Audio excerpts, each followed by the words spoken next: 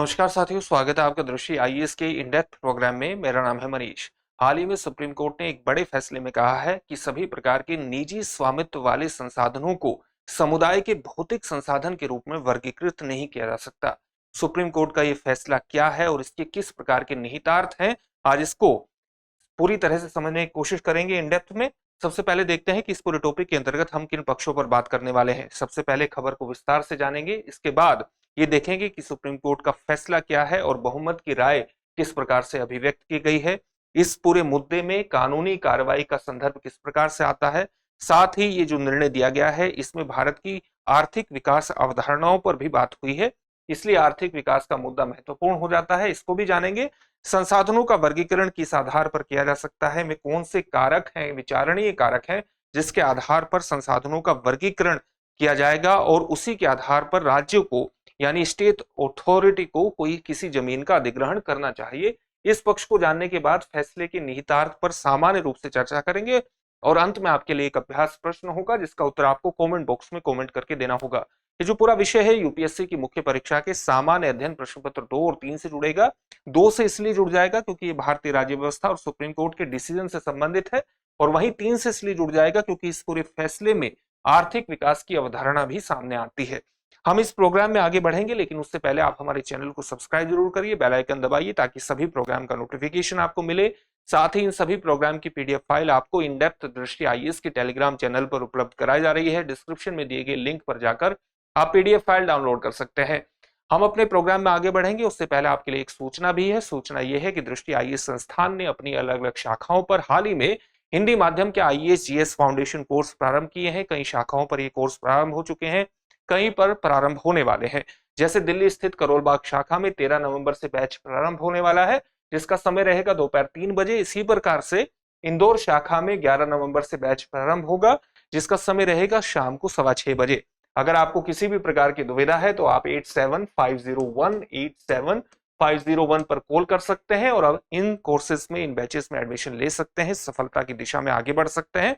अब अपनी खबर की तरफ लौटेंगे और खबर को विस्तार से जानने की कोशिश करेंगे। 5 नवंबर को ही सुप्रीम कोर्ट की 9 न्यायाधीशों की पीठ ने एक महत्वपूर्ण फैसला दिया है और 9 न्यायाधीशों की पीठ ने बहुमत से फैसला दिया है। आप इसमें इस प्रकार से कह सकते हैं कि 9 न्यायाधीशों में से एक न्यायाधीश ऐसे थे जो इस फैसले से सहमत नहीं थे, यानी उन्होंने इस फैसले से असहमति अभिव्यक्त की है, जबकि एक न्यायाधीश ऐसी रही हैं जिन्होंने इस पूरे फैसले पर आंशिक सहमति अभिव्यक्त की है। इस प्रकार से बहुमत से फैसला आया है। फैसला क्या है? सुप्रीम कोर्ट ने अपने फैसले में कहा है कि सभी निजी स्वामित्व वाले संसाधनों को आम भलाई के लिए सरकार द्वारा अगर उपयोग किया जाता है तो उन्हें समुदाय के भौतिक संसाधन के रूप में वर्गीकृत नहीं किया जा सकता। यानी अगर निजी स्वामित्व के संसाधनों को सरकार आम भलाई के लिए अधिग्रहित करना चाहती है तो इस एक्विजिशन में, इस अधिग्रहण में निजी स्वामित्व के सभी संसाधनों को आप भौतिक संसाधन, ऐसे भौतिक संसाधन जो समुदाय के भौतिक संसाधन है, उसके रूप में वर्गीकृत नहीं कर सकते। इस सुप्रीम कोर्ट का महत्वपूर्ण फैसला है। ये जो निर्णय है ये भारत के आर्थिक दर्शन में राज्य नियंत्रण पर जोर देने से लेकर के आर्थिक विकास की पूरी यात्रा में अधिक उदार अर्थव्यवस्था की ओर परिवर्तन को भी दर्शाता है। क्योंकि सामान्य तौर से भारत में अगर आप देखेंगे कि जब भारतीय संविधान आया, अस्तित्व में आया, तो संपत्ति के अधिकार को आर्टिकल 31 के अंतर्गत एक मौलिक अधिकार के रूप में स्वीकार किया गया था। इसके बाद 1978 में 44वें संविधान संशोधन अधिनियम के माध्यम से संपत्ति के अधिकार का मौलिक अधिकार समाप्त कर दिया गया, आर्टिकल 31 को समाप्त कर दिया गया और इसके बाद एक नया कानून लाया गया, एक नया संवैधानिक अधिकार लाया गया 300A। आर्टिकल 300A के अंतर्गत संपत्ति के अधिकार को मात्र एक संवैधानिक अधिकार के रूप में बदल दिया गया, न कि एक मौलिक अधिकार के रूप में। तो संपत्ति के अधिकार को लेकर के हमारे संविधान में और हमारे सुप्रीम कोर्ट के डिसीजंस में एक आम बहस लगातार से चलती रही है। तो और इसी प्रकार से भारत की आर्थिक नीतियों में भी आप देखेंगे कि किस प्रकार से आजादी के बाद ही एक लगातार परिवर्तन देखने को मिलता है। 1991 से पहले आप राज्य के नियंत्रण वाली नीतियों को देखेंगे, आप कह सकते हैं, जिसमें हमें समाजवादी दर्शन की अभिव्यक्ति होती है।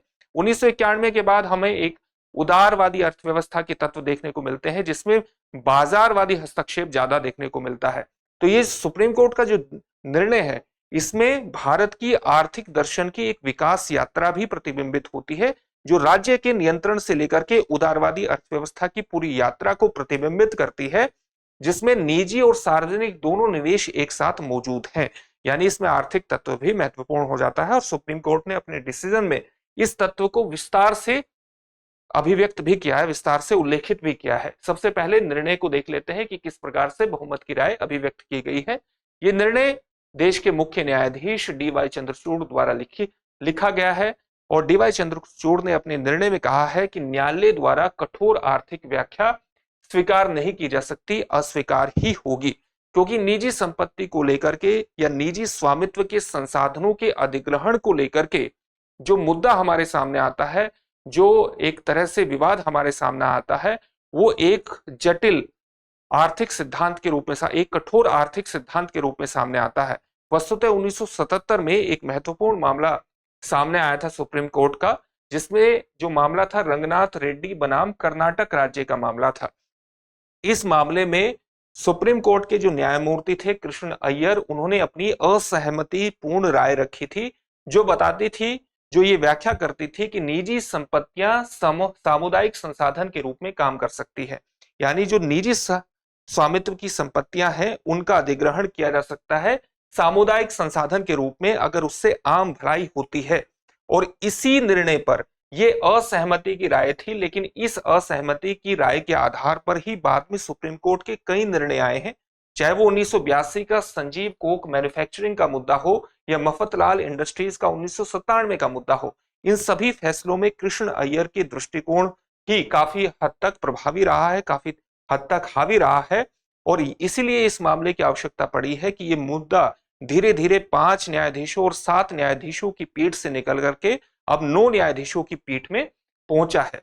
और इस निर्णय के अंतर्गत सुप्रीम कोर्ट ने कहा है कि किसी भी प्रकार की कठोर आर्थिक व्याख्या को स्वीकार नहीं किया जा सकता। एक ऐसी कठोर व्याख्या आर्थिक संसाधनों को लेकर के या आर्थिक नीतियों को लेकर के जिसमें कहा गया कि निजी संपत्तियां सामुदायिक संसाधन के रूप में काम कर सकती है और इसको पूरी तरह कठोरता के साथ लागू कर दिया जाए, इस सिद्धांत को स्वीकार नहीं किया जा सकता। राज्य को सभी निजी स्वामित्व वाली संपत्तियों को सार्वजनिक हित के लिए संसाधन मानने की अनुमति इस प्रकार का सिद्धांत देता है और इसलिए ये अस्वीकार है। ये सुप्रीम कोर्ट ने अपने डिसीजन में इसको पूरी तरह से व्याख्यायित किया है। इसमें कानूनी कार्रवाई का संदर्भ इस प्रकार से आ जाता है कि ये जो पूरा मुद्दा है ये 1992 से बहुत ज्यादा उल्लेखित हुआ है और एक संस्था इसमें लगातार काम कर रही थी जिसको हम प्रॉपर्टी ओनर्स एसोसिएशन के नाम से जानती हैं, और कम से कम 16 याचिकाओं से ये पूरा मुद्दा हमारे सामने आता है। ये जो प्रॉपर्टी ओनर्स एसोसिएशन है, इसने संविधान के अनुच्छेद 39B और 31C के तहत निजी संपत्ति के राज्य अधिग्रहण के खिलाफ दलील देते हुए इस पूरे मुद्दे को सामने लाया था, सुप्रीम कोर्ट में सामने लाया था।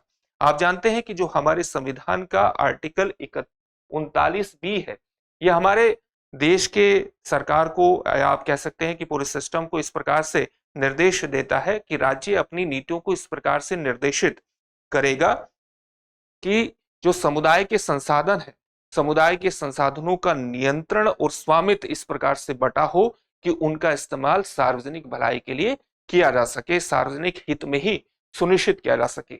जबकि 31C जो कि 25वें संविधान संशोधन अधिनियम के माध्यम से 1971 में लाया गया था, इसमें यह निर्धारित किया गया था कि अगर राज्य निजी संपत्ति का अधिग्रहण विभिन्न तरह की विधियों से करना चाहता है तो उसे न्यायालय में इस आधार पर चुनौती नहीं दी जा सकती कि वो नागरिकों के मौलिक अधिकारों का उल्लंघन कर सकता है। एक तरह से आप कह सकते हैं कि इस 31C के माध्यम से भी निजी संपत्ति के अधिग्रहण को जायज ठहराने की कोशिश की गई थी और इसी के खिलाफ प्रॉपर्टी ओनर्स एसोसिएशन और दूसरी संस्थाएं अलग अलग प्रकार की याचिकाएं सुप्रीम कोर्ट में दायर की गई और उसके आधार पर यह मुद्दा बढ़ता बढ़ता अब वर्ष 2024 में आ चुका है, जिसमें सुप्रीम कोर्ट ने कहा है कि सभी प्रकार के निजी स्वामित्व के संसाधनों को सार्वजनिक हित के लिए समुदाय के भौतिक संसाधन के रूप में वर्गीकृत नहीं किया जा सकता। इसमें आपको कुछ अन्य बातों का भी ध्यान रखना होगा। तो इस अंतिम निर्णय तक पहुंचने से पहले याचिकाओं को कई बार बड़ी पीठों को भी भेजा गया है और 9 न्यायाधीशों की पीठ का जो मुद्दा है ये फरवरी 2002 में हमारे सामने आता है। उससे पहले 5 न्यायाधीशों की पीठ और 7 न्यायाधीशों की पीठ इस पूरे मुद्दे पर सुनवाई कर चुकी थी। आर्थिक विकास का संदर्भ इस प्रकार से आ जाता है कि जो हमारे देश के मुख्य न्यायाधीश हैं डी वाई चंद्रचूड़ ने इस फैसले की पूरी व्याख्या करते हुए कहा है कि हमारे देश का जो संविधान है और हमारे देश के जो संविधान निर्माता है और साथ ही हमारे देश में जो जनता ने अलग अलग सरकारों को बहुमत प्रदान किया है, वो इस बात को दिखाता है कि हमारी जनता ने भी अलग अलग प्रकार की सामाजिक आर्थिक नीतियों को अपनाने वाली सरकारों को समर्थन दिया है। यानी सरकारों अलग अलग सरकारों ने अलग अलग प्रकार की सामाजिक आर्थिक नीतियां अपनाई हैं जो कि हमारे देश के संविधान के आर्थिक लोकतंत्र को प्रतिबिंबित करती हैं। जब आर्थिक लोकतंत्र को प्रतिबिंबित करती हैं, उसको रिफ्लेक्ट करती हैं, तो इसका मतलब है कि किसी भी एक प्रकार के आर्थिक सिद्धांत को हमेशा के लिए लागू नहीं किया जा सकता। जो तो 1977 के फैसले में जो जस्टिस कृष्ण अय्यर ने अपना एक आर्थिक एक फिलॉसफी, एक सिंगल फिलॉसफी प्रस्तुत की थी, उसके आधार पर बाद में सभी निर्णय दिए जाएं, ऐसा जरूरी नहीं है और ये संविधान के मूल मूल्यों के खिलाफ भी होगा। हमारे संविधान निर्माताओं ने जो सोच रखी थी आर्थिक लोकतंत्र की, उसके भी खिलाफ होगा। तो जस्टिस चंद्रचूड़ ने अपने फैसले में आर्थिक लोकतंत्र की बात की है और ये कहा है कि किसी भी एक आर्थिक सिद्धांत से चिपके रहने के बजाय सामाजिक आर्थिक विकास के साथ तालमेल बैठाना ही होगा। और इस पूरे फैसले में आर्थिक नीतियों को संचालित करने के अंतर्गत किसी एक वैचारिक ढांचे को मतदाताओं द्वारा ऐतिहासिक रूप से अस्वीकार करने की बात भी इस फैसले में स्वीकार की गई है। इसका मतलब यह है कि मतदाताओं ने भी अलग अलग प्रकार की सामाजिक आर्थिक नीतियों को अपनाने वाली सरकार को समय समय पर मतदान करके विजयी बनाया है और जो कि भारत के आर्थिक लोकतंत्र को अभिव्यक्त करता है। इसलिए किसी एक आर्थिक सिद्धांत को भारत में स्वीकार नहीं किया जा सकता। साथ ही संसाधनों के वर्गीकरण पर भी कई बातें सुप्रीम कोर्ट ने कही है। सुप्रीम कोर्ट ने कहा है कि हालांकि अदालत कहा है, अपना मत रखा है कि निजी स्वामित्व वाले संसाधनों को सैद्धांतिक रूप से समुदाय के भौतिक संसाधन माना जा सकता है, सैद्धांतिक रूप से माना जा सकता है। लेकिन सुप्रीम कोर्ट ने कहा है कि उसने इस बात पर जोर दिया कि इसकी व्यापक व्याख्या नहीं की जा सकती। यानी सभी प्रकार के निजी स्वामित्व वाले संसाधनों को भौतिक संसाधन मान लिया जाए, ये बात सही नहीं होगी। ये वस्तुतः एक व्यापक व्याख्या हो जाएगी इस सिद्धांत की। साथ ही उन्होंने कहा कि अगर राज्य जमीन का अधिग्रहण कर सकता है, निजी स्वामित्व का अधिग्रहण करना चाहता है, तो उसे कई कारकों को ध्यान में रखना होगा जो गैर संपूर्ण कारकों की, उसमें गैर संपूर्ण कारकों के अंतर्गत आते हैं। गैर संपूर्ण मतलब नॉन एग्जॉस्टिव फैक्टर्स में शामिल होते हैं। जैसे अगर राज्य संसाधनों का या निजी स्वामित्व के संसाधनों का अधिग्रहण करता है तो कई चीजों को ध्यान में रखना होगा। जैसे संसाधनों की प्रकृति कैसी है, उन संसाधनों की विशेषताएं कैसी है, उनकी विशिष्ट विशेषताएं क्या है, साथ ही क्या संसाधन का अधिग्रहण सार्वजनिक हित के लिए बेहद आवश्यक है, ये भी एक फैक्टर है। संसाधन की उपलब्धता और आपूर्ति की क्या स्थिति है, साथ ही क्या स्वामित्व को कुछ निजी हाथों में संकेंद्रित करने के परिणाम क्या होंगे। इन फैक्टर्स को शामिल करने के अंतर्गत ही आप इस बात को का निर्णय ले पाएंगे कि किस प्रकार के निजी स्वामित्व के संसाधन का आप सार्वजनिक भलाई के लिए इस्तेमाल कर सकते हैं और किन का नहीं कर सकते हैं। तो ये फैक्टर्स भी हमारे सामने आते हैं इस निर्णय के माध्यम से। इस फैसले के निहितार्थ को अगर आप देखें, सुप्रीम कोर्ट का जो एक महत्वपूर्ण फैसला आया है, तो ये इसमें कई तरह के निहितार्थ है, कई तरह के निहित अर्थ है। आप जानते हैं कि 1991 में भारत में आर्थिक उदारीकरण की नीति अपनाई गई थी। इससे पहले भारत में समाजवादी आर्थिक सिद्धांत ज्यादा प्रभावी था और राज्य का नियंत्रण बेहद ज्यादा प्रभावी था। राज्य नियंत्रित आर्थिक नीतियों को अपनाया गया था। इसके बाद आप देख सकते हैं कि 1991 के बाद लगातार बाजार आधारित आर्थिक नीतियों को अपनाया गया, जिसमें आप एलपीजी नीतियां भी कहते हैं, लिबरलाइजेशन, प्राइवेटाइजेशन एंड ग्लोबलाइजेशन, यानी उदारीकरण, निजीकरण और वैश्वीकरण की नीतियों को अपनाया गया और जिसने भारत में उत्पादकता को बेहद ज्यादा बढ़ाया है। और संपत्ति के अधिकारों पर भी कई प्रकार के, आप कह सकते हैं कि इस पूरी डिबेट में संपत्ति के अधिकार के साथ साथ राज्य प्राधिकरण किस प्रकार से उन संपत्ति के अधिकारों के प्रति रुख अपनाता है, ये आलोचनात्मक परीक्षण के दायरे में आए हैं। इसलिए इस पूरी डिबेट में ये मुद्दा विशेष रूप से महत्वपूर्ण हो जाता है कि संसाधनों का वितरण किस प्रकार से किया जाए और उन वितरण के अंतर्गत व्यक्तिगत अधिकारों के साथ साथ सामुदायिक आवश्यकताओं को किस प्रकार से संतुलित किया जाए, ये मुद्दा विशेष रूप से महत्वपूर्ण रहा है। और सुप्रीम कोर्ट के इस डिसीजन में भी वही चीज रिफ्लेक्ट हो रही है कि हमें कहीं ना कहीं व्यक्तिगत अधिकारों के साथ साथ सामुदायिक हित में एक संतुलन स्थापित करने की जरूरत है। यही सुप्रीम कोर्ट के पूरे निर्णय में रिफ्लेक्ट होता है। अब इससे संबंधित एक प्रश्न देखते हैं। प्रश्न क्या है, भारतीय संविधान के किस अनुच्छेद ने मूल रूप से संपत्ति के अधिकार को मौलिक अधिकार के रूप में मान्यता दी थी? आपके ऑप्शंस हैं अनुच्छेद 19, अनुच्छेद 31, अनुच्छेद 14 या अनुच्छेद 21। इस प्रश्न का उत्तर आप हमें कमेंट बॉक्स में कमेंट करके जरूर दीजिए। फिर से एक नए सेशन में आपसे मुलाकात होगी। धन्यवाद।